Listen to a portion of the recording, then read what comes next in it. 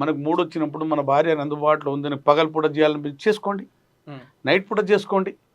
ఇక టైం లేదమ్మా. అంటే ఎక్కువ పిల్లలు పుట్టడానికి ఏ టైంలో చేస్తే ఎక్కువ పిల్లలు పుట్టే అవకాశం ఉంది? పిల్లలు పుట్టడానికి ఏమంటారంటే, ఇప్పుడు కన్సీవ్ అయ్యే పీరియడ్ స్త్రీలో ఏంటంటే మెన్సెస్కు వారం ముందు, ఇప్పుడు వాళ్ళకి బ్లీడింగ్ అవుతుంది కదా, ముట్లో పీరియడ్ అవుతుంది కదా, వారం రోజుల ముందు వారం రోజుల తర్వాత ఇది సేఫ్టీ పీరియడ్. దీంట్లో వాళ్ళకు గర్భం దాల్చదు. మధ్యలో ఉన్న పీరియడ్ సెక్స్ చేసినప్పుడు వాళ్ళకు వాళ్ళు కన్సీవ్ అవ్వచ్చు, అంటే గర్భం రావచ్చు. ఎన్నిసార్లు చేస్తే గర్భం? ఎన్నిసార్లు ఒకసారి చేసినప్పుడు రావచ్చు. ఇప్పుడు గర్భం రావడానికి సేఫ్టీ పీరియడ్ తప్ప మధ్యలో సెక్స్ చేసినప్పుడు ఎప్పుడు చేసినా ఒకసారి చేసినా రావచ్చు. కానీ సెక్స్ ఎన్నిసార్లు చేయాలంటే వారం 2 సార్లు చేసుకోవాలి. అది వారానికి 2 సార్లు కన్నా ఎక్కువ చేస్తే అది అదే. హస్తప్రయోగం చేస్తే తప్పే, అంటే ప్రకృతికి భిన్నమే. హస్తప్రయోగం సెక్స్ రెండు అనడానికి మళ్ళీ ఇక్కడ చెప్పాను కదా, రెండు ఒకటి కావు.